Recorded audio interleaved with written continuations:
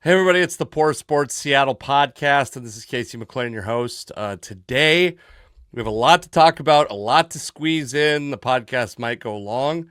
My intention is to keep these under 90 minutes. I think we can do that, but a lot to talk about. A lot of Seattle sports related stuff, and a lot of stuff that maybe isn't explicitly Seattle sports related, but that I think is interesting enough to talk about. And first off, what I'd like to talk about is I have a podcast coming out on Thursday, a new podcast, not an episode of this podcast, a brand new podcast called Underseasoned with my buddy Jess Everett. It's just a comedy podcast where we talk about stuff, we talk about life stuff, we talk about comedy stuff. It's not unique. It's the only thing that makes it unique is that he and I are both funny guys. So come check that out. It's on everywhere you get podcasts. It is available. So please go find it wherever you get podcasts. Also, I will be in Portland, Oregon this weekend. I'm opening for recording an album and a special for Andrew Slater at Kickstand Comedy in Portland, Oregon, which is not a common place for me to perform. Portland, Oregon does not need me to do comedy in a lot of cases. And then check out my Instagram and my website, CaseyMcLeanComedy.com. I'm posting dates there. I have some shows coming up I have a show in Lacey, Washington at the Beat Drop Kitchen and Event Center.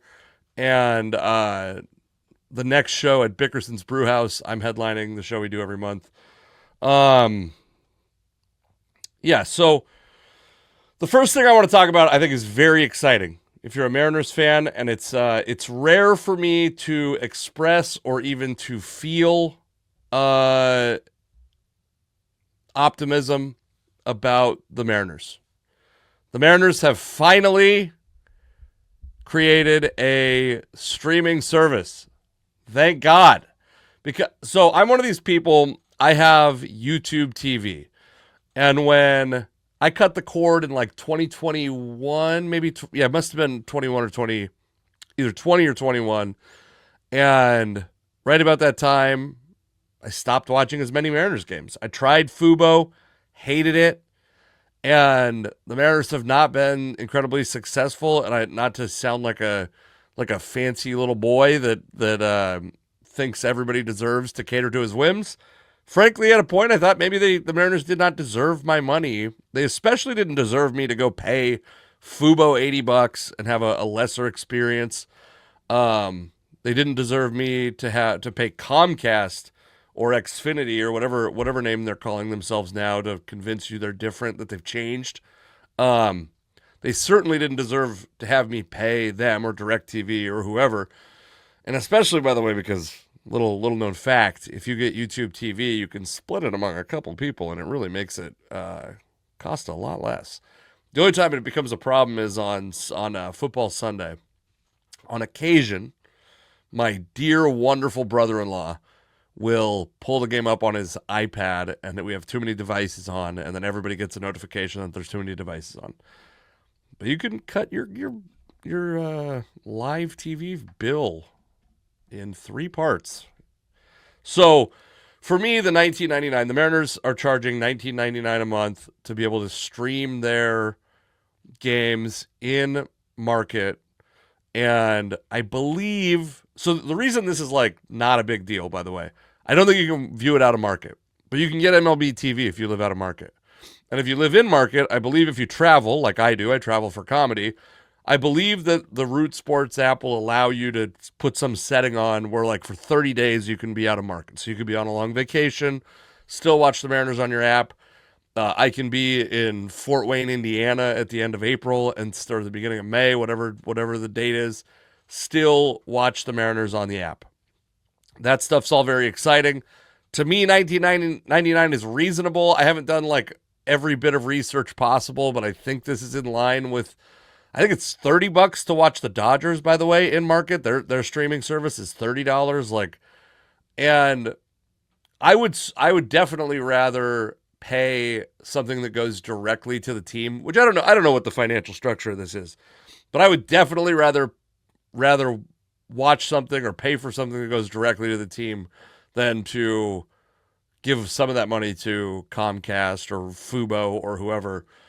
If you want the team to be good, if you want them to have money to spend, and I understand, by the way, I understand all of the critiques of that, and I share those frustrations with the team. So you're not, you have a friend in me if you're frustrated with the team not spending enough money. But finally, the Mariners have left the kind of archaic RSN model. I've downloaded this. I had a couple problems, by the way. You can fix them yourself. It's like not that hard to do.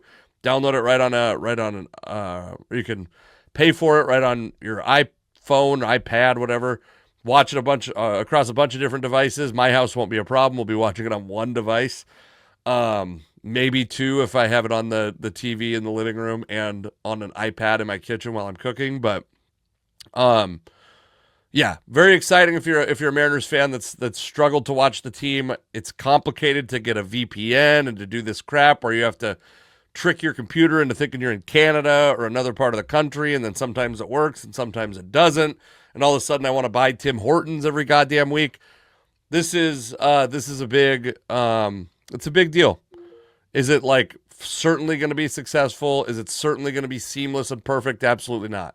The app, I mean, I've used it a little bit just to make sure it was working for when the Mariners season starts.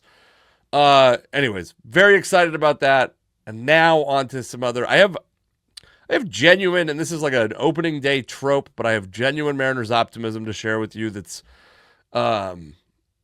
is based in at least statistical probability. Real quickly, though, I want to talk about the Mariners have released Mitch Haniger, which was a move that I think many of us thought they would not have what would you call it, the courage, the financial will, that they would not do. They would spend too much of this season depending on Mitch Haniger to provide some source of offense that he simply was not capable of doing anymore.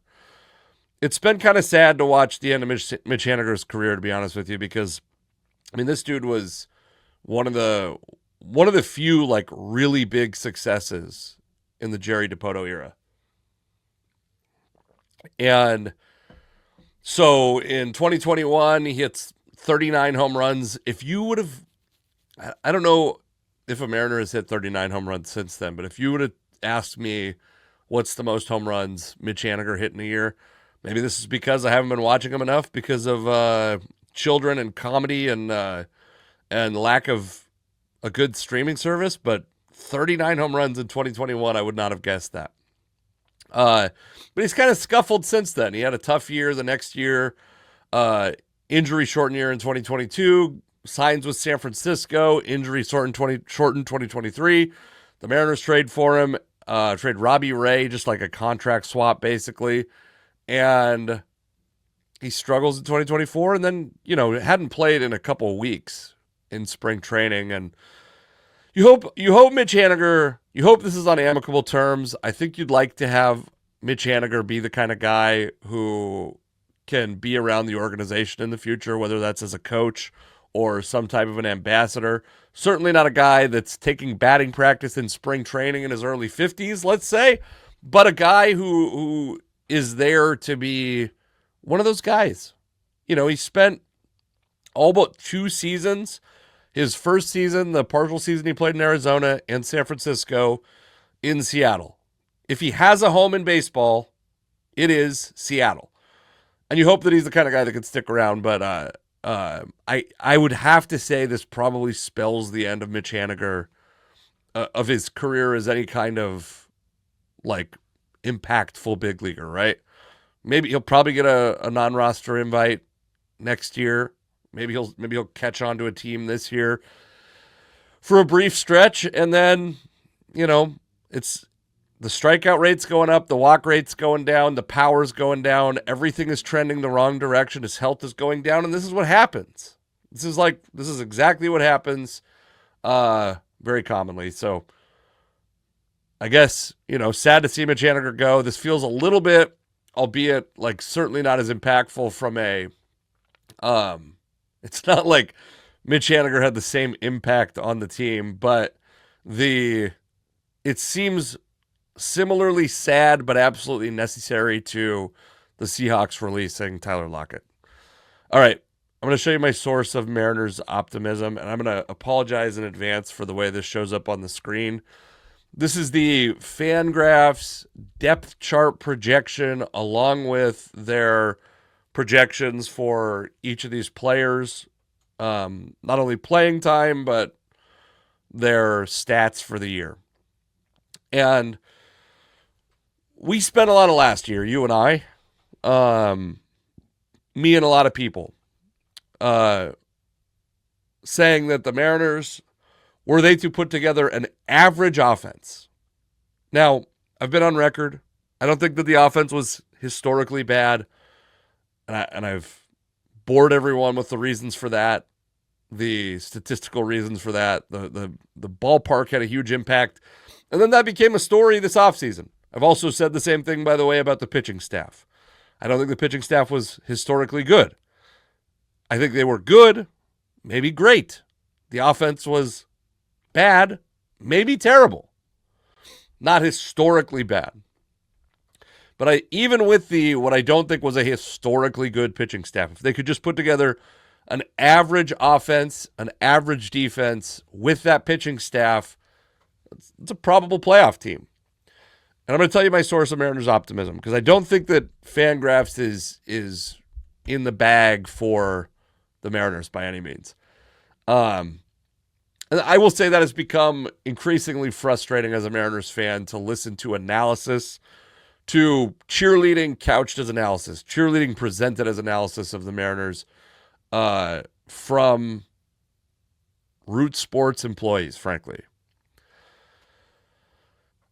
Every single player in the Mariners' projected starting lineup, and I'm going to make one addendum to this starting lineup in a moment, every single player but one of these players has a projected WRC plus over 100. 100 is average, so anything over 100 is that percentage over average. Now, the only player who projects to be very, very good is Julio Rodriguez, who projects to be on here a 6-win player because of very good defense and then a 135 WRC plus. But the only player that doesn't project as an average offensive player is Ryan Bliss.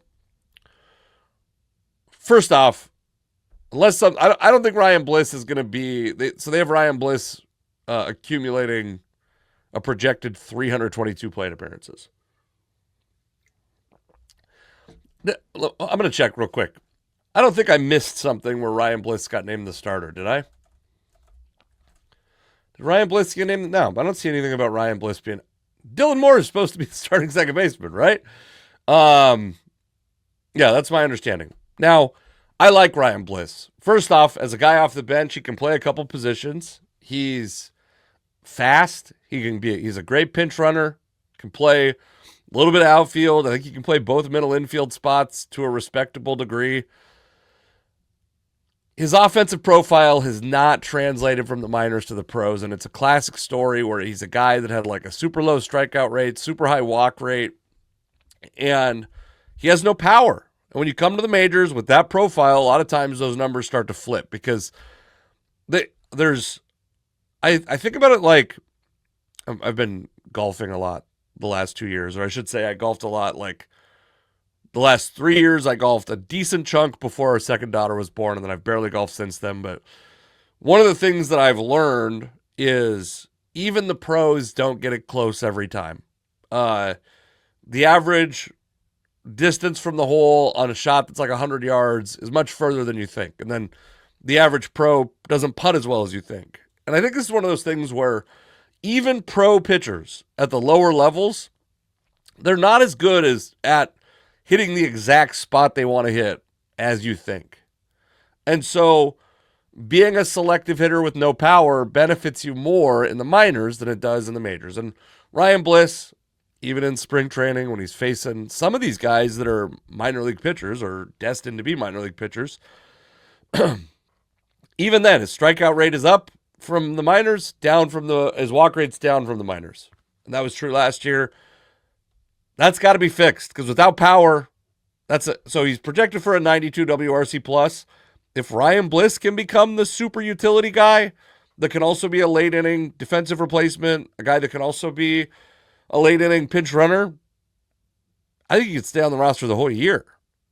But 92 WRC plus with decent defense does not keep you in the starting lineup, especially not with Dylan Moore, who does a similar thing but hits a lot better. Oh, real quickly, we got a comment. He says, his face makes you like him. Happy dude. Great smile. I assume this is about Ryan Bliss.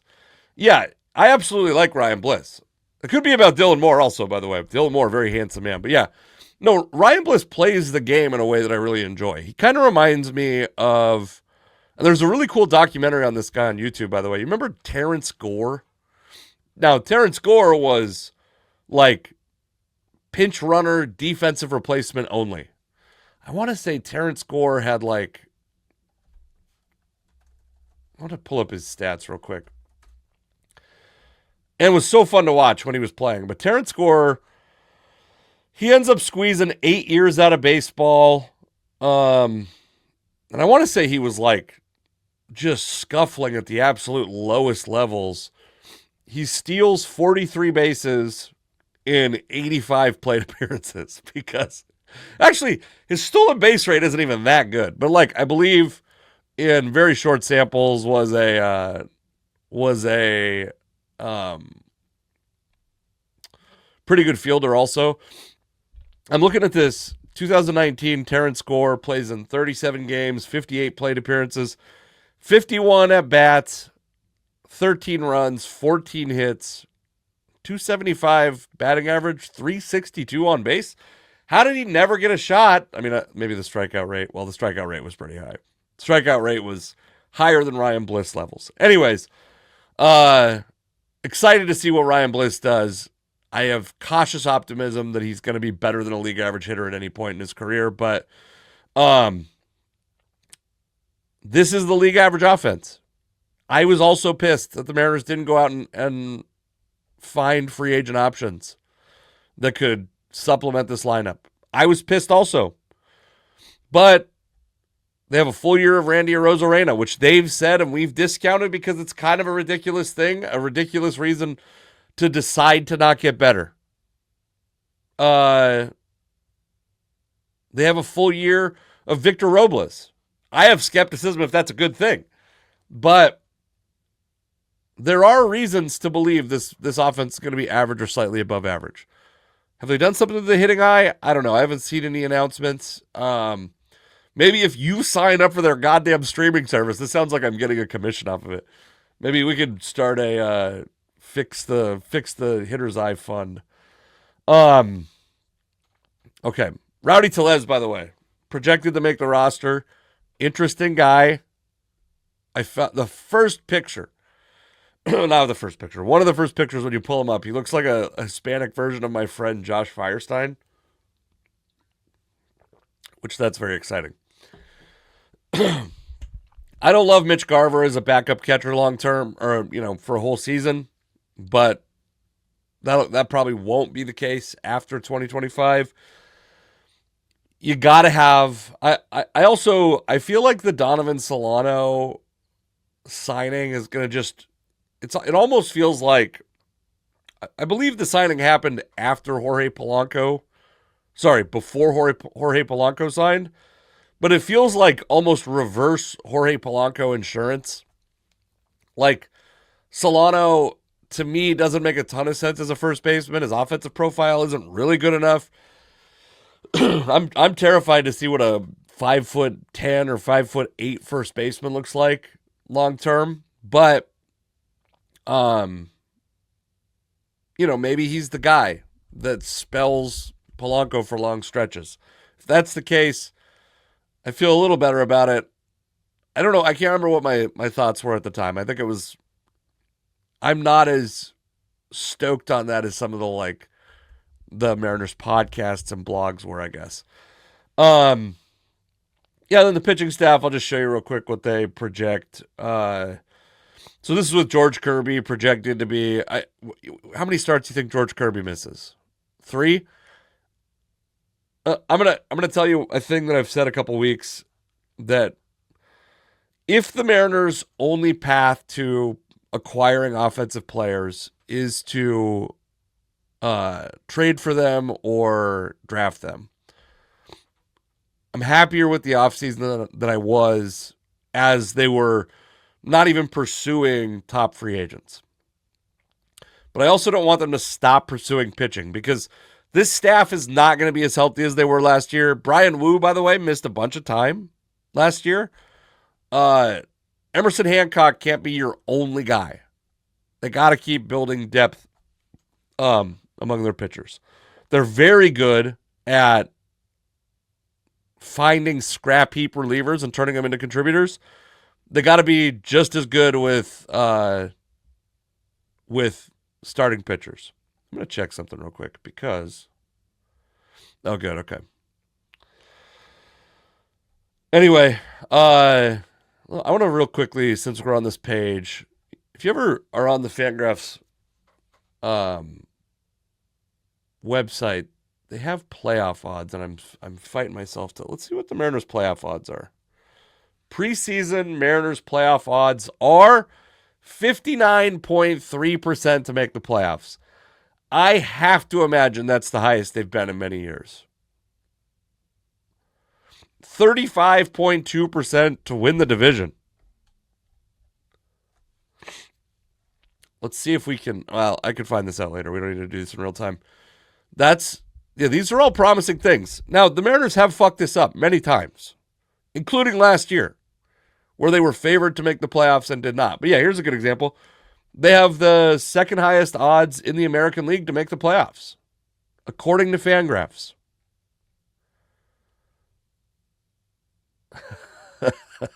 Dodgers are at 98.1. Braves are at 93.5. Wow. There's a lot more parity in the American League this year. All right. Now I'd like to talk about the Seahawks. I'd like to talk about something that's a little less optimistic, a little less exciting.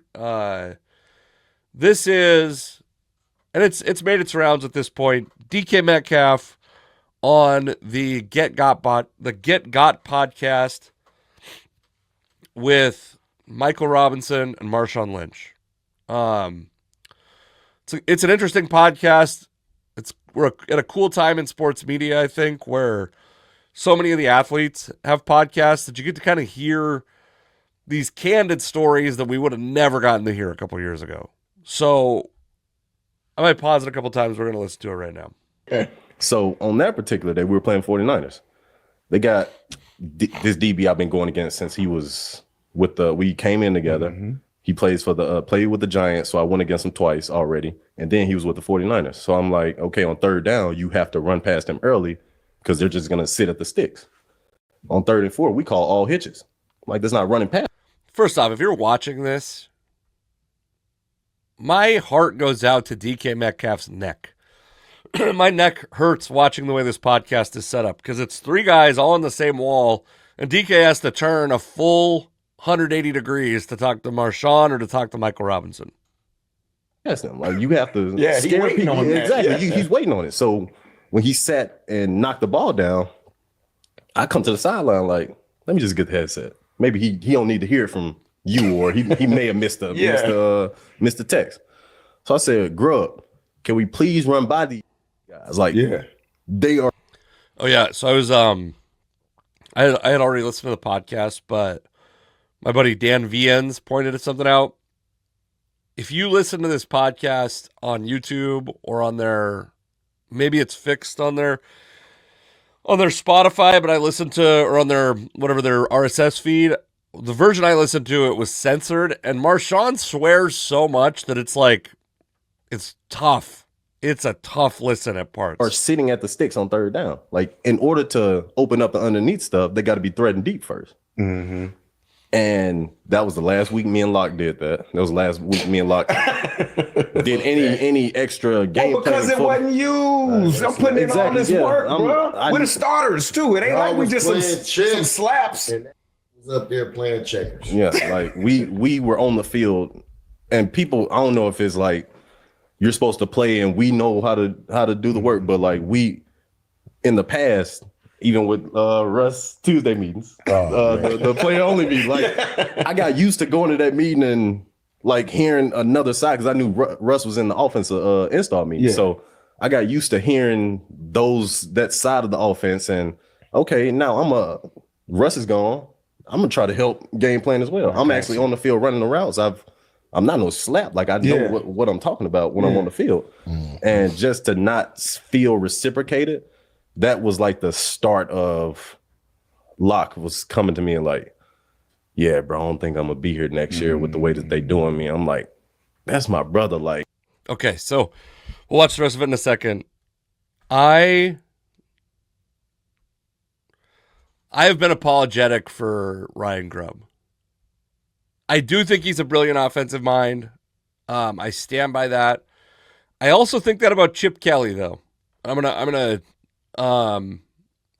work through my bias in real time here, which is since Chip Kelly has been out of the NFL, now he's back in the NFL, but in the period that he was out of the NFL and he used to be the coach of the Eagles, LaShawn McCoy and Deshaun Jackson have a podcast, and my brother-in-law is a big Eagles fan, so I watched this conversation they had that they clipped and put on YouTube, and they talked about Chip Kelly and all the ways that Chip Kelly did not get along with his players, did not mesh and gel with his players.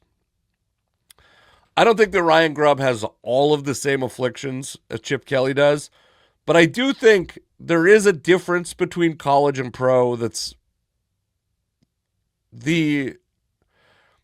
in college, and this might not be true for that much longer, most of the time the players you are talking to make less money than you do, make zero money. You have kind of unilateral control over their snap count in the game. In the pros, these guys have fuck you money. So DK doesn't have to, whatever. He doesn't have to be a good soldier. He's got guaranteed money. He's got leverage that a college receiver doesn't have. And you're going to hear DK talk. First off, the thing about Tyler Lockett, if DK Metcalf was going to be insulted that Tyler Lockett got released, then he was bound to be insulted no matter who the offensive coordinator was. That I could have called that release before 2024. Tyler Lockett was not going to play on that contract in 2025. But he's going to say some more stuff that I think is a little more damning of Grubb that I might have a blind eye for. Locke just came off a ban last year. Like Locke had if not 1,000, it was damn close to it. Bro, you can almost count 1,000 every single time he out there every season. If he's playing, he gonna get 1,000 yards, bro. And it's like I had to sit and watch my brother be told you're not good enough no more. And that was basically the hard part for me because I see this man cooking niggas on Sunday. Like whenever we need a big time third down, right there. Throw it to growing. You talking about get your ass in there. I'm gonna get in there. Yeah. Let me just get this heat thing. So first off, it's always funny when they miss censoring something. You can go back and listen. It's very funny when they miss censoring a word. What does Marshawn's shirt say? Does it say? It ends with cough syrup. What does it say? Didn't they do a single shot of? That's an awful lot of cough syrup. What is that a reference to? Do I not know this? That's an awful lot of cough syrup. Oh. This is a song by Ralphie the Plug? Okay. We will check this out later. Or no, a song by Desto Dub. Anyways, we can figure this out later. Anyways, that's very funny. I feel like that's not the original reference. But anyways, DK Metcalf, I don't think it was in that clip actually. He talked about feeling like an outsider with the Seahawks, and I think there is a potential real cultural issue with the Seahawks. Culture is a really hard thing to measure. I don't even like to talk about it because it can't be measured, because I think it's kind of a cheap, easy, irrefutable thing. You can't refute that the culture is good or bad because the culture is in the ether. It's It's not measurable. But if players are leaving with these stories, nobody was more cutthroat and ruthless than Pete Carroll. Pete Carroll and John Schneider made more transactions in the first couple years than anybody had in the history of football. This isn't a thing where you have to keep veteran players. But if under this coaching staff, if it continues under Mike Macdonald, but if under this coaching staff, players feel alienated, this goes from being a place that was like kind of a destination. More than any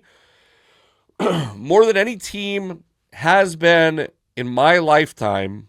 The Seattle Seahawks in the 2010s to 2020 were a destination for players who wanted to chase a ring, players who wanted to like have a contract year and be more productive. Guys who needed a second chance, which I think maybe fell off in the other years. Guys who were hyper competitive had a place in Seattle, and I don't know if they feel that. It doesn't seem like guys feel that way right now. I'm gonna real quickly read Mike. This says the Seahawks are signing former 49ers tight end Eric. Is it Saubert? I don't know how to pronounce this name. Per Adam Schefter, Seattle added. This is Mike's doing like reporting. Mike Hansen, by the way, the roast of Mike Hansen, my friend Mike Hansen, April 16th at Top Gun Bar and Grill out in Puyallup. Free show. And I should be showing up at the end of it to roast Mike and some of the other comics that are there. Adds needed tight end depth to Kubiak's very tight end heavy system. Seattle now with Fant, Barner, Sobert, and Russell, the Brady Russell. I do kind of feel like Fant's not going to be he's not going to be on the roster when the season starts. One thing about that, so the Seahawks whiffed completely on the free agent guard market. And I didn't expect them to whiff this badly. Tevin Jenkins visited last week. He signed with the Browns a couple days ago. The dude, I can't remember the guy's name. That's a great thing about sports now is you're expected to know like interior offensive linemen that are visiting your team. They missed on Will Fries, Drew Dahlman. There was a team that offered him more money. There's speculation that was the Seahawks. It was a 3-year deal for like not crazy money. I would have probably been okay with the Seahawks signing him to that contract, to a contract bigger than that. Although there was some analysis that he maybe wasn't as well suited for Seattle as some folks thought. They whiffed completely on it. And so now what they have left is the draft, and we'll talk about the draft some more in a little bit. I'm going to do a full 7-round simulation for the Seahawks. They could potentially trade for someone. I don't know who's available. I didn't know Laramie Tunsil was available, but he was available. And then they could wait around for a guy who maybe becomes a cap casualty leading up to the draft, after the draft. So first off, I think they're going to draft someone relatively high. I don't know if it's going to be as high as fans want, but I do think they're going to draft someone relatively high. I don't think they're going to wait until after the draft. The kind of guy that's available after the draft is, I think Noah Fant is a very good analogy for that. I know Noah Fant plays tight end. It's not George Fant. I'm aware of that before commenters start crying about that. Noah Fant is a tight end who has underproduced his whole career compared to expectations. If there was anything you thought Noah Fant was going to be able to do, it was going to be catch a shitload of balls for a lot of yards and a lot of touchdowns. He hasn't really been that great. He hasn't been terrible, but he hasn't been that great in that regard. And you would have expected more out of him based on his athletic profile, and that's the kind of guy. I think Noah Fant is probably, if the Seahawks draft a tight end in the first 2 days of the draft, I think Noah Fant's gone. Also, I think they should draft a tight end in the first 2 days. I like Noah Fant a lot. I I think it's silly to pay him as much as he's going to make in 2025. If you can rework him like Uchenna Nwosu, keep him for sure. But I don't know. Fant's got a lot of incentive to do that, and I don't think he's a perfect fit for the Seahawks. So yeah, good news, I guess. I imagine that wasn't a big contract. So anyways, the Seahawks whiff, the Will Fries, you could justify every one of them. They maybe offered more money to Drew Dahlman than the Bears did. They maybe didn't like the medicals on Tevin Jenkins. They wanted to see the medicals on Will Fries, who signs with the Vikings maybe without a physical. I don't know if they could actually sign a contract without a physical, but they also offered him 5 years at the same rate and presumably more guaranteed money, like more raw guaranteed money, maybe less per year, but more overall. I would be scared of all those things. The only situation where I would like it, not even like it, where I would find it justifiable for the Seahawks to do that would be if John Schneider really felt like he was on the hot seat. And if he won this year, he could preserve his job. Because, Will Fries coming off a broken tibia, that's scary. That's scary for a 300-pound guy who's going to be pressing against that. Like, it just is scary. All right, let's do this. So the Browns signed Tevin Jenkins. I'll at least put this on screen for a moment. Hold on, folks. They signed Tevin Jenkins. I don't think I've seen the financials yet, but I would have liked the Mekhi Becton deal for Tevin Jenkins, assuming Jenkins was healthy. Maybe he's not. I don't know. The Bears didn't want him back.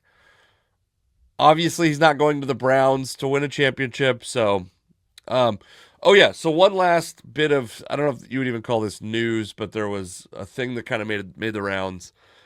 Obviously, the Raiders, they trade for Geno Smith. They've been linked to Tyler Lockett. They've been linked to a lot of former Seahawks players and maybe current Seahawks players. I saw this presented as Vegas called on Kenneth Walker. I don't know if that's actually true.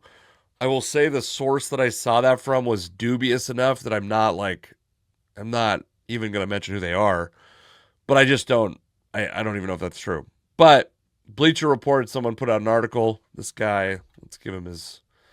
I'm about to shit on it. So, Mo Moton projects, speculates, does not say that there's, and this could be with some league insight. I'm not saying that it's completely baseless. I don't know this dude's credentials. I'm just saying my opinion as a Seahawks fan. He projects the Seahawks trade for Kenneth Walker. They give up a 2025 sixth-round pick. Now, unless Walker is planning on sitting out 2025, unless he gets a new contract, or if he's such a clubhouse cancer or a locker room cancer that you have to move on from him, this makes absolutely no sense. And I'm the kind of guy who I don't think that who the running back is matters all that much. I'm open to the idea that in the modern NFL that's like switching, that's kind of shifting back towards emphasizing the running game, that maybe that in this scenario, Saquon Barkley maybe, as an example, is more valuable by a significant margin than a league average starting running back. But a couple years ago, I don't think that was true. And I'm not certain it's true right now. But what I don't think is that the difference is so small that you just give up Kenneth Walker for a sixth-round pick. Kenneth Walker's been very productive when he's been healthy. He hasn't been healthy, but the Seahawks have Zach Charbonnet if he's not healthy. They have Kenny McIntosh if he's not healthy. They probably will draft a running back. I don't think they can find a guy as good as Kenneth Walker in the sixth round. And I don't know what kind of deal he's going to sign, but yeah, I would expect it's going to be if Kenneth Walker has a good 2025, he's going to sign. I also hate the thing where we all have to know about compensation picks now, but I think it's possible that Kenneth Walker, after a good year, could yield the Seahawks a compensation pick. So I'm fine with letting Kenneth Walker play out his final year in Seattle. It's worth a lot more to me than a 6th-round pick to see what Kenneth Walker is and hopefully have his production the whole year. Okay, we can move on from that. We don't need to. We'll do this draft. We'll do it quickly this time, by the way. I got some feedback, like I said a couple weeks ago, on it lasting too long, especially lasting too long until the Seahawks make a pick. The Seahawks have also, by the way, they signed River Craycraft, who means nothing to me. I'm not a Washington State Cougars fan. I think he's, the Seahawks are putting...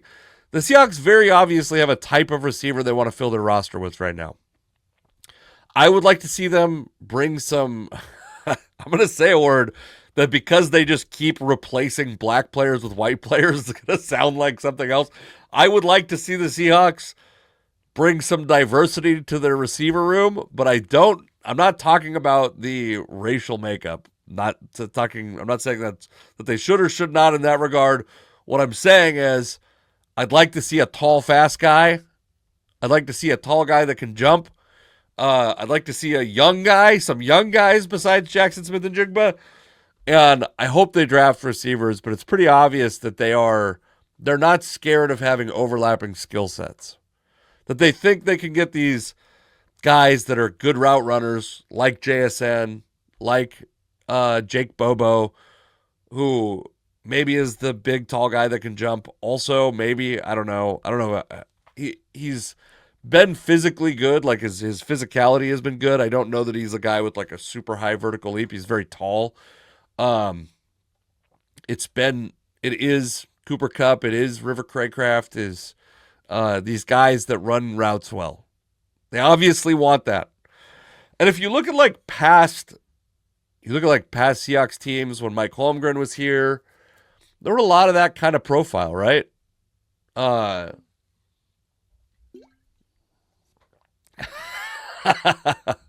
Mike Hansen says, Casey basically just said, shut up, jump, and catch the ball. You heard it here, folks.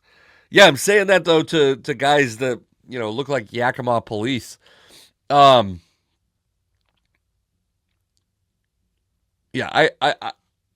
the old Patriots teams, the old Seahawks teams, they had a lot of these guys, like right around 6 foot. Remember Darrell Jackson? I've talked about Derek Mays a bunch. Sean Dawkins was like 6'2", but not 6'4", 6'5". Corin Robinson, I think, was like 6'2". Like, this is the kind of guy that can succeed here. You look at Devontae Adams and the guys who've succeeded in Green Bay over the years when Holmgren was there, and then Mike McCarthy and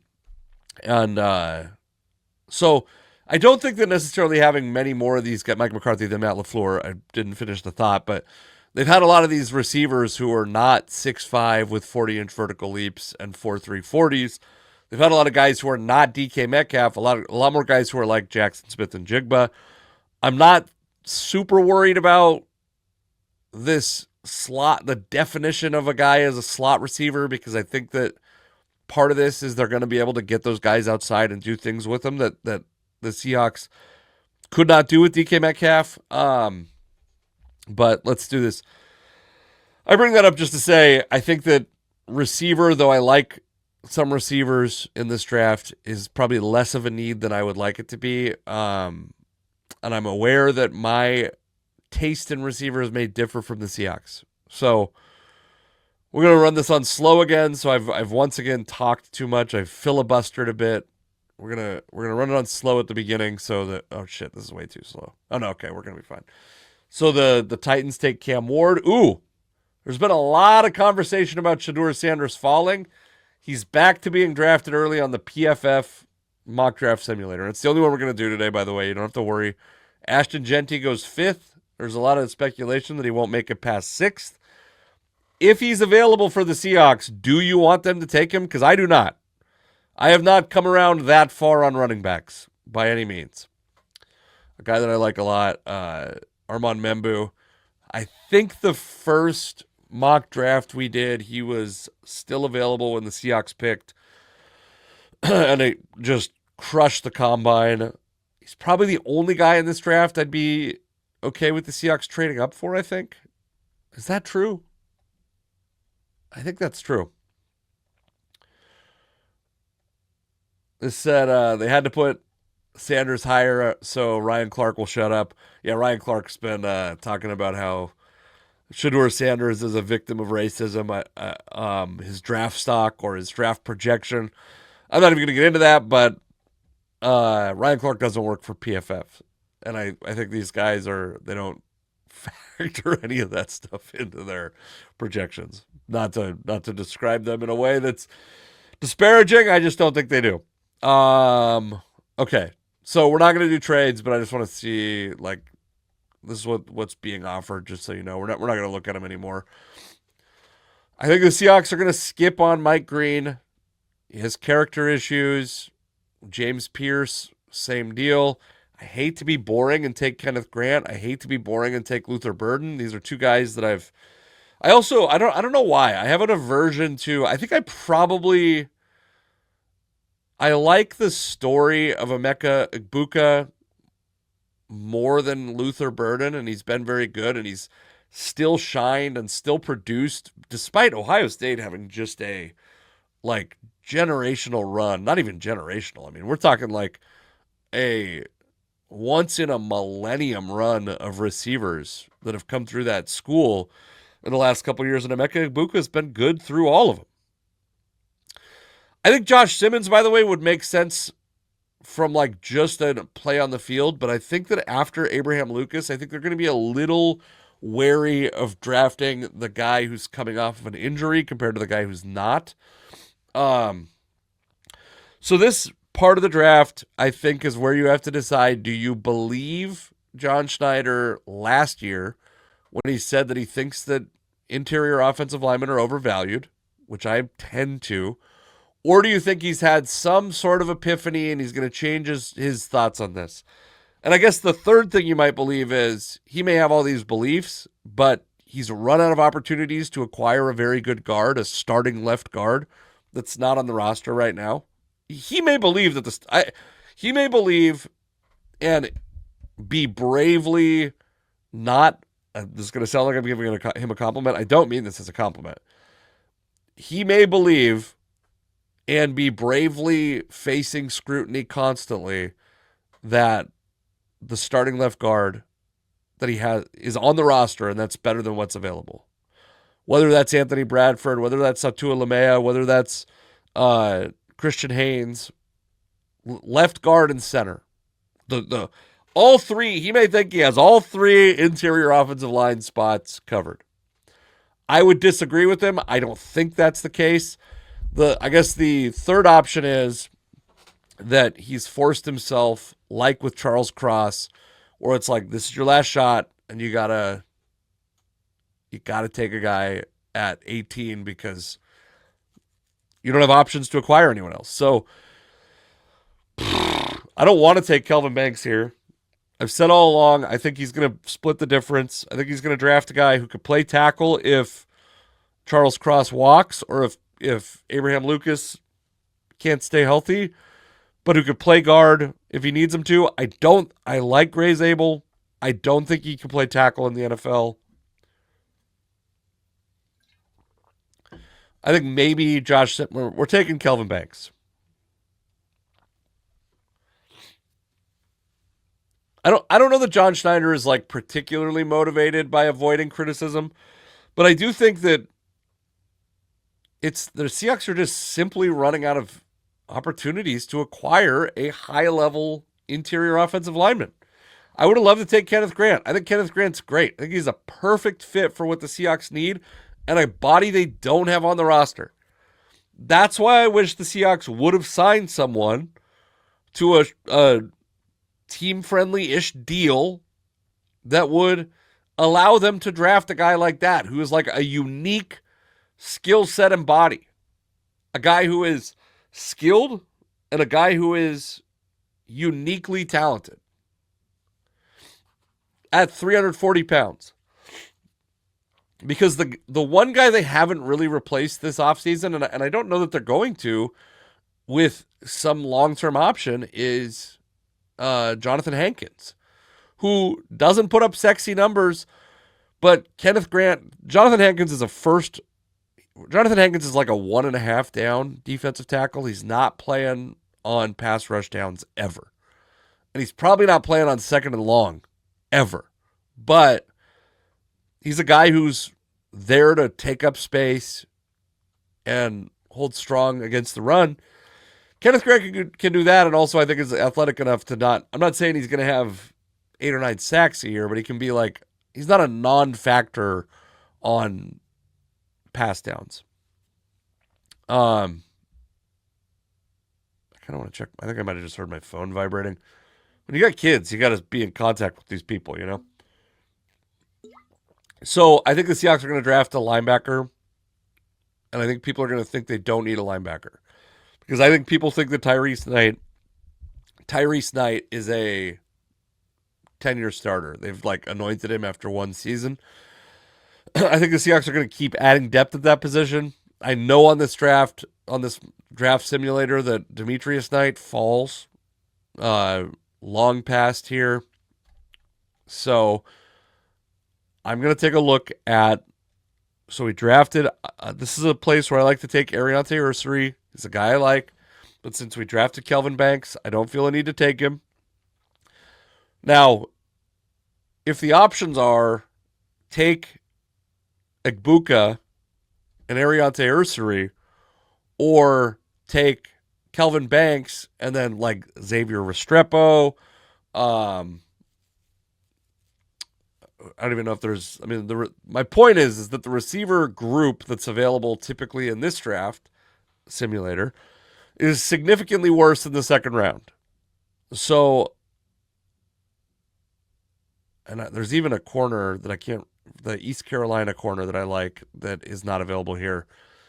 I'm going to take Demetrius Knight. I know that he's available later in this, but I think that 50 is like a realistic spot where the Seahawks may take him, and maybe he's depth. Maybe he pushes both those guys, but I think he's like best player available there. It's a luxury. They're gonna figure out a way to get him on the field. If that's a rotation or whatever, they'll figure out a way to get him on the field. I don't like Maxwell Harrison as much as I like the East Carolina guy. It makes me a little bit sad that he's gone. I like Xavier Restrepo. Man. I think I'm going to take Xavier Restrepo. Once again, so Mike says his first round wish is Nick Emanwari. I would be intrigued by that. I'm not. The athletic profile is great, and the Cam Chancellor comparisons are pretty obvious. I think one of the things that happens is Cam Chancellor became an amazing safety. I remember when Cam Chancellor got drafted. I was doing college radio still, and either that or a podcast, but I think it was college radio. And I talked to my buddy about how the one guy with a great athletic profile was Cam Chancellor. Loved Cam Chancellor. And then I ended up being wrong. I think there were a bunch of guys in that draft that were great. I think that was the year before the Sherman draft, I think. But my point is yeah, Cam Chancellor wasn't Cam Chancellor when he came out of college. So I like Emanwari. I'm a little bit skeptical of. I'm even skeptical, by the way, of any defensive back in the first round. Period. Even though I think it actually is more of a need. I think that the Seahawks have done a very good job of finding those guys later on, and Devin Witherspoon's going to cost a shitload of money in a couple years. And they're going to probably pay Witherspoon. I don't think they're paying Tariq Woolen, but they're going to pay Witherspoon. I'm taking Xavier Restrepo. Yeah. I think the Seahawks need, first off, I like Cooper Kupp. You don't know if he's going to stay healthy. They still have room in that room. I don't think they're going to take, I would have been okay with I would be okay. We might have an opportunity to take Savion Williams because I know how this draft falls sometimes. And I like him a lot, the kid out of TCU. Big, tall guy. athletic, wildcat quarterback, can run the ball a little bit, like kind of like a more athletic version of Taysom Hill. Taysom Hill's a very good athlete, a more athletic version of him.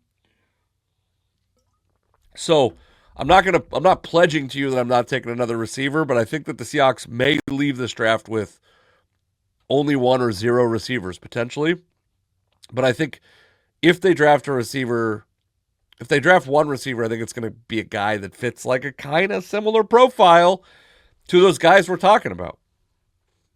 Unless they plan on using Williams. I think Williams is the exception. I'm going to speed this up a little bit because we don't need to talk as much between these day 2 and day 3 picks.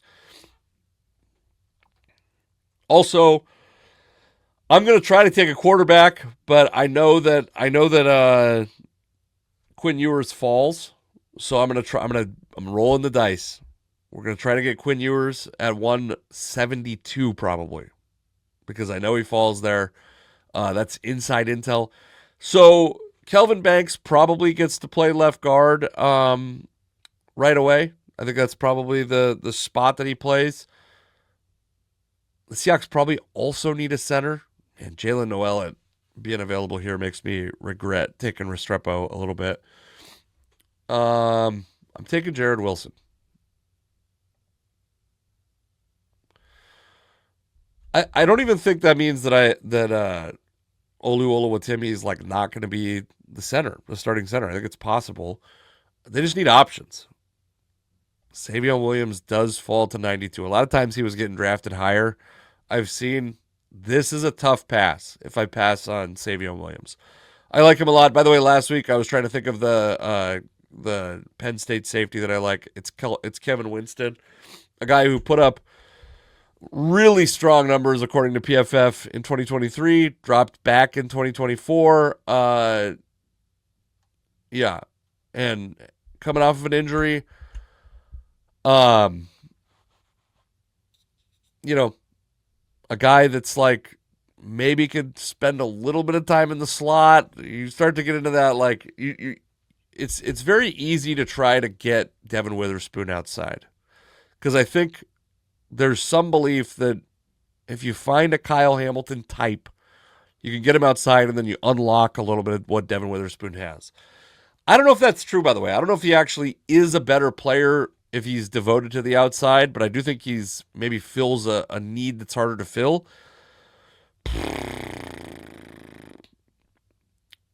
This is the last pick until, man.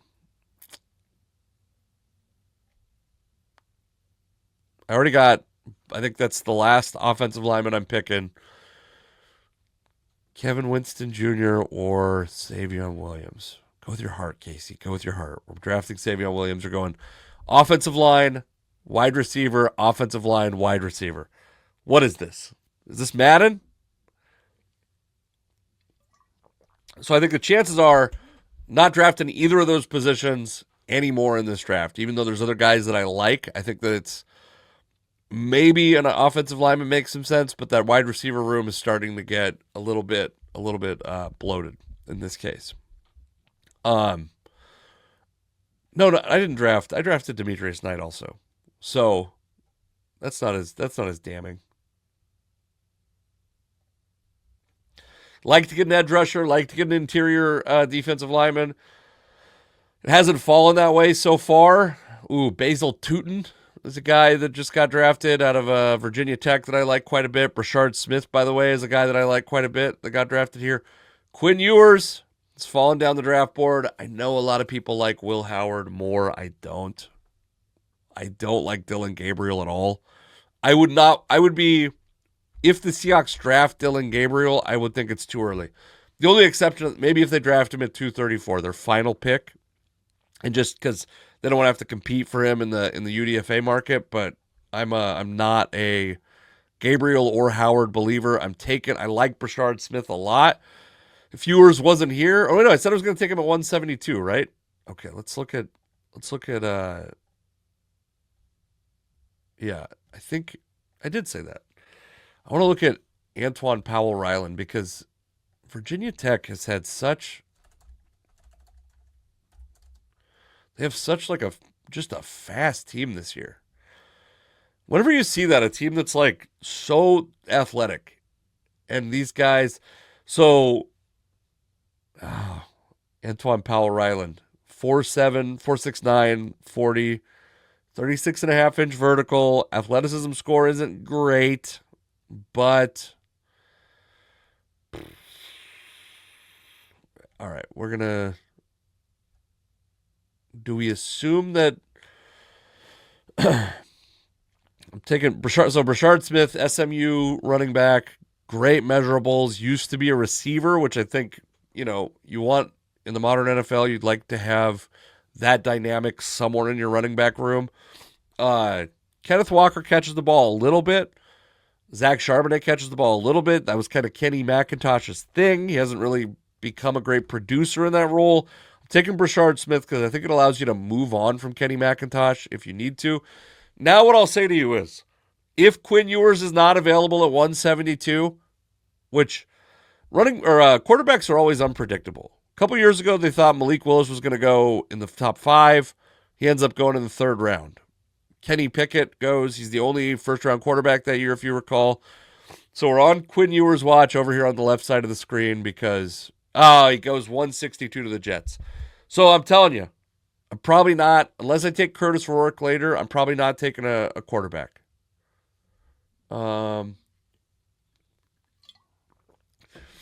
This is what signing Sam Darnold frees you up for, though. Because I even think if the Seahawks had not traded Geno Smith, which, while I'm frustrated that they didn't draft a quarterback, while I'm frustrated that they didn't sign a guard, the amount of pieces they've been able to accumulate because they traded DK Metcalf and Geno Smith, just the financial burden that was taken off of them because of those two guys has allowed them to go sign Cooper Kupp. So Sam Darnold, Cooper Kupp, $30 million, less expensive is what I've seen quoted. I'm not quite sure that's true. But they've been able to DeMarcus Lawrence, oh my God, why am I blanking? Probably Ernest Jones. One of Ernest Jones and Jaron Reed is not back. If both those guys are back, is my guess. And maybe both. So anyway, it just freed them up to make a bunch of other moves, and and also gave them 2 high draft picks in this year's draft. I want to say Tyler Cooper. No, see, Tyler Cooper's a guy I like. It makes me regret. It makes me regret the fact that Tyler Cooper is here. I had a shot at Ariante Ursary. I got the Georgia center. Makes me regret drafting Kelvin Banks in the 1st round. Even though I think he's a 1st-round prospect, even though I think he could be very good, I think Tyler Cooper's also very good. Man. So now you got to start to dig into that, like the next. So Curtis Rourke is here. Man. Yeah, it's just not as exciting down this far. I haven't seen the updated rankings. I'm going to pull up. I like Zeke Biggers. I think I'm taking Zeke Biggers. I'm going to get a really bad grade on this, by the way. This is a reach according to PFF. Zeke Biggers is a guy, pretty good athleticism, a body he's 320 here. I don't know if, he's one of the few true nose tackles. They say 320 here. Let's see what he was actually at the combine. I would imagine a guy of his size is going to show up to the combine, playing a little bit or a little lower than his playing weight. These guys manipulate the numbers a little bit. He weighs in at 321, but 34, almost 35-inch arms, big hands, big, strong, athletic guy.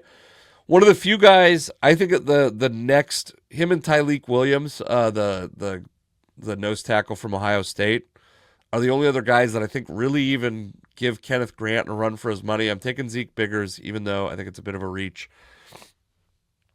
And, realistically, I mean, I don't love Kyle McCord. Do we take him here?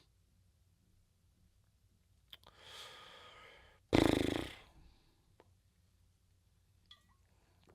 mean, it's just a scary profile. A guy that just feels like a turnover waiting to happen.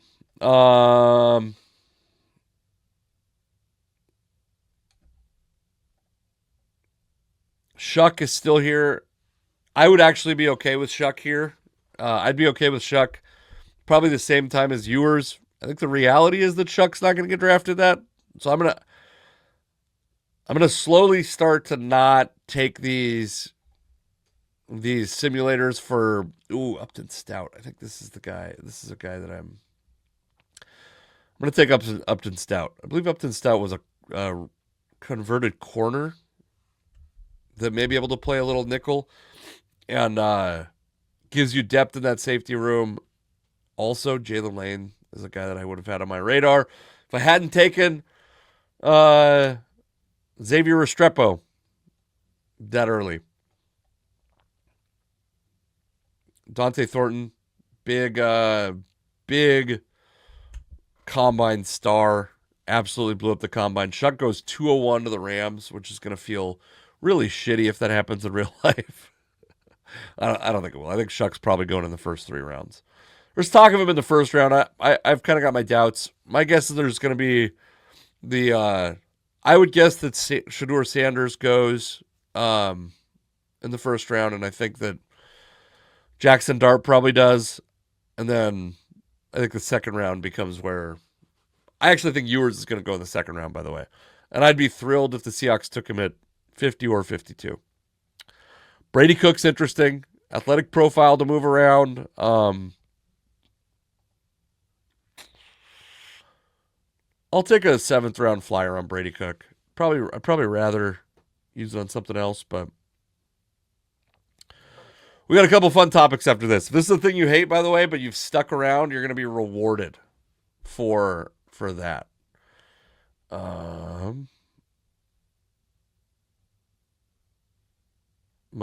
Do I do my celebratory or my traditional Jabbar Muhammad pick here? That's a question.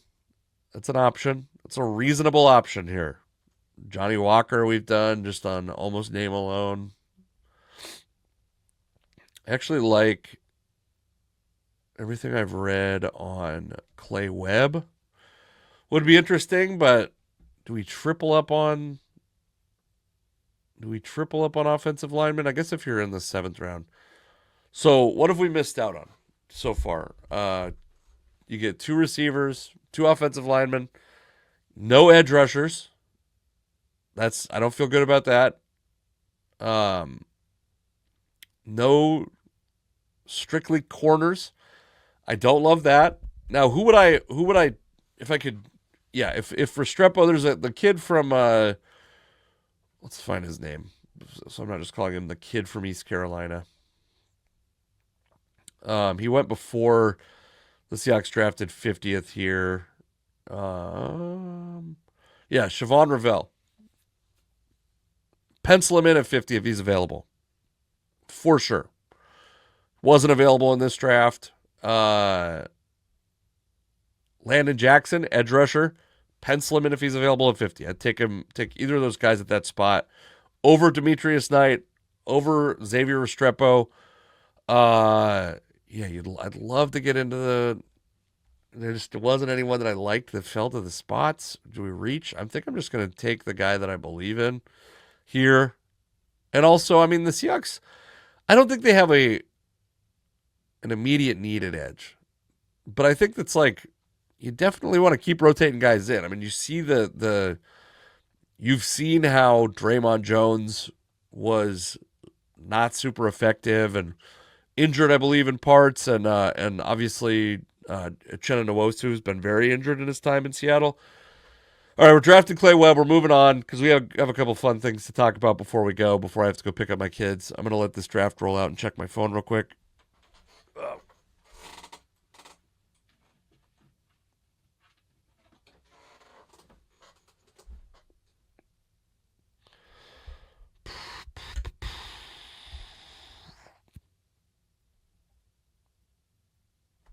Let's see. So we got a C+ on Kelvin Banks, B+ on Demetrius Knight. Yeah, no, I mean the only A is Brady Cook. bottom 35% of Seahawks drafts. If I was doing this, sometimes I do it just like as like a fidget spinner, basically, and I would probably be trying to get a higher score. I was trying to do something that was slightly more realistic to what I think the Seahawks would do, and yeah. So, bottom 35%. Okay, couple stories to move on to. The Celtics sold for $6.1 billion. And this was one of the big hurdles that needs to be jumped over for the new NBA media deal and for expansion and all this stuff.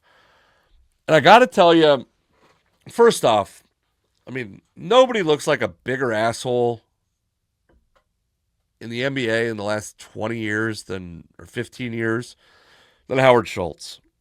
To sell a team that now, would the Sonics be worth $6.1 billion? Probably not. But they'd certainly be worth, did he sell them for, how much did he sell the Sonics for? Sonics sale price. I think it was like $350 million in 2006 to Clay Bennett's group. So that's almost 20 years ago. An asset that probably would be worth what, $5 billion right now? So the other thing is, do you remember when, what is Mike Hansen saying? What do you think Kyle Busch's announcement will be at 1851? I don't know what the fuck this. If we get NASCAR in Seattle, I will go to NASCAR events, but we'll never get it. I don't think you can depend on the weather.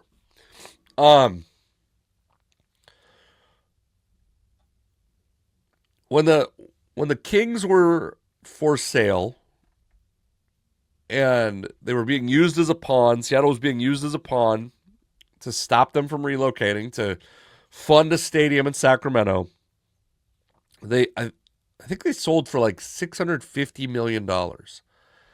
That was not that long ago. So one thing I'm worried about is if a franchise is worth $6.1 billion, I don't know if the expansion fee is going to be $6.1 billion, by the way. I don't think the expansion fee is necessarily the highest sale price ever. But if it costs someone $6.1 billion to expand to a city, I don't think that makes it less likely that Seattle gets a team. But I do think it means that the version of the Sonics that returned to Seattle, and I will say, by the way, I've been surprised to hear a lot of other people say this because I felt the exact same thing. I feel so disconnected from March Madness this year, and I don't know why. I mean, maybe it's the team I root for, the Huskies, continued lack of success in that regard, but it's like the way I feel about the Major League Baseball playoffs some years, because the team that I root for is not there very often. The version of the Sonics that comes back is going to just be so different. Obviously different players, obviously different ownership groups, but the entire economy of the NBA has changed. So this thing that used to be kind of a civic asset, like a thing that was good for the people, I'm not saying that it made the city money, but a thing that was good for like the quality of life of people in Seattle, you start to go like, if it cost someone, it was hard to afford a game when a team was worth $350 million. Now, if a team costs $6.1 billion, you can be fucking sure that owner's not paying for his own stadium. So, but even then, even if he is, how much are tickets going to cost when the upfront day one costs $6.1 billion? Also, there's not very many people individually who have $6.1 billion. That's a new stratosphere of billionaire that you need. Now, what's happened, or what seems to be happening, what's happened with the Kraken and what's going to happen probably in Seattle is these like kind of wishy-washy private investment groups or group of owners. There will probably be a figurehead, but there's a lot of people for that person to answer to. What does that start to sound like to you? It sounds like the Mariners to me. It sounds like a team that can't decide to spend or not spend, so they stuck somewhere in this purgatory. And because there's, I'm sure for John Stanton, a ton of bureaucracy to get money in the budget. And I'm not absolving him of sins, but I'm saying, like, I'm sure there is bureaucracy to get budget allocated to payroll. It's different in the NBA. There's minimum salaries, but the NBA, you can go way over the cap with these Larry Bird right deals. And I'm worried that what this has done is the Sonics missed 2 decades and came back with the product that the people who it was doing good for now can't afford when they would have really struggled to afford it back then. And now it's going to become a thing that's like, why even play it in Seattle? Just have these guys wear Sonics jerseys. Let's put them all in the Staples Center and fucking move on. I don't think that's what it's going to be, but it's going to be different. And it's in ways that I think are almost exclusively bad, by the way. Okay. Our next I thought I was sharing that story, by the way. Was I not? Did it go away? Oh, no, it was up there. Hold on. We'll get to this next one.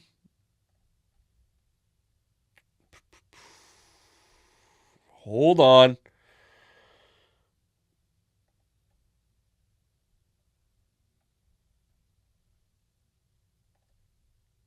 Okay.